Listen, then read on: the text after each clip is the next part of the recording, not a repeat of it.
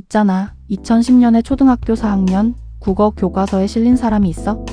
유한양행 설립자 유일한 선생, 동화작가 권정생 선생, 그리고 딱 한 명 할머니 한 분. 이름은 이복순, 별명은 김밥 할머니. 교과서 제목이 아름다운 사람들이었어. 왜 이 할머니가 거기 실렸냐고? 지금부터 들려줄게. 1914년 충청남도 홍성군. 이복순은 아주 가난한 농가에서 태어났어. 얼마나 가난했냐면 어릴 때부터 살아남는 게 목표였을 정도야. 그래도 어린 이복순에겐 꿈이 있었어. 공부하고 싶었어. 책이 좋았어. 근데 그 꿈은 빈곤 앞에서 접어야 했어. 학교 문턱을 제대로 넘지 못한 채 세상으로 나왔어. 이복순은 결혼을 했어. 토건업을 하는 남편. 단란한 가정. 잠깐이었지만 행복했어. 그런데 39살. 남편이 갑자기 세상을 떠났어. 외아들 하나만 남기고. 청산가부가 된 이복순 앞에 놓인 건 아무것도 없었어. 이제 어떻게 살지? 누가 도와줄 사람도 없었어. 그래서 그냥 일을 시작했어. 식당일 막일 닥치는 대로. 이복순이 선택한 건 김밥이었어. 눈이 오나 비가 오나 검은 고무신의 통바지 차림으로 관청 사무실을 돌아다니며 운동회가 열리면 달려가고 행사가 있으면 찾아가서 김밥 드세요? 김밥이요? 대전역 앞 플랫폼에도 나갔어. 기차가 들어오는 시간이면 사람들이 쏟아져 나오니까. 그 틈에서 할머니는 하루도 쉬지 않고 팔았어. 한겨울에도 얼어붙은 손에 입김을 호호 불어가며 묵묵히 그렇게 30년이 넘게 팔았어. 돈이 조금씩 모였어. 근데 할머니는 절대 쓰지 않았어.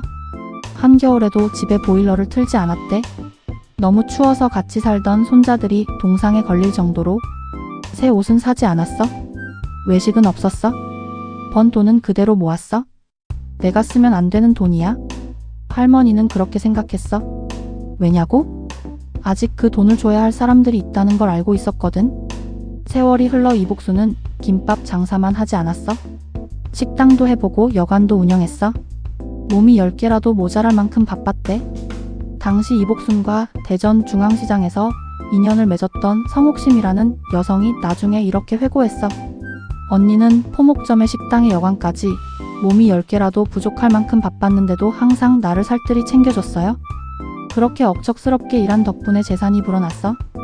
12,000평의 땅, 예금 통장에 현금 1억 원, 총 50억 원 상당.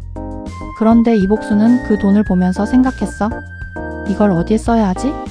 외아들 임채호는 이미 자립해서 살고 있었어. 집도 할머니가 마련해줬고 장사도 잘 되고 있었어. 아들은 됐어.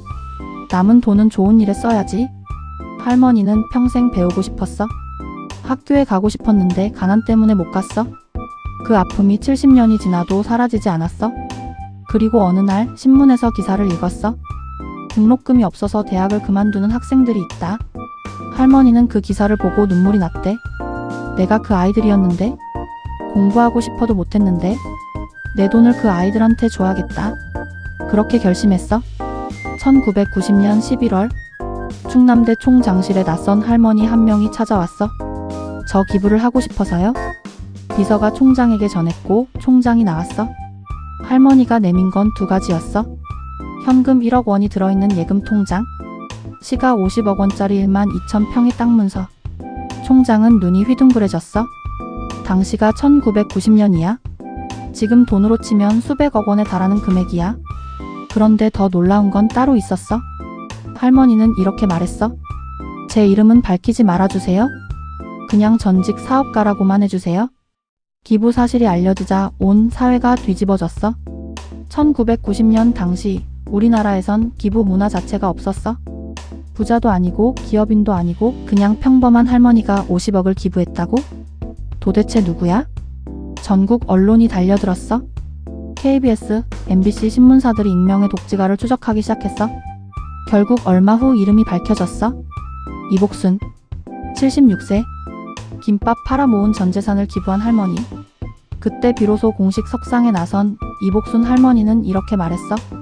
30여 년 동안 땀과 눈물로 모은 재산은 제가 얼어붙은 손에 입김을 불어 녹여가며 모아온 제 영혼이 깃든 것입니다. 재물은 만인이 공유할 때 빛이 납니다. 덕은 남모르게 베풀어야 합니다. 그 말 한마디가 온 나라를 울렸어. 기자들이 물었어. 왜 충남대에 기부하셨어요? 학교와 인연이 있으신 건가요? 할머니의 대답은 간결했어. 아니요. 아무 인연 없어요. 충남대가 지역 거점 국립대학이니까 가장 많은 학생들이 혜택을 받을 수 있을 것 같았어요. 그 이유 하나예요.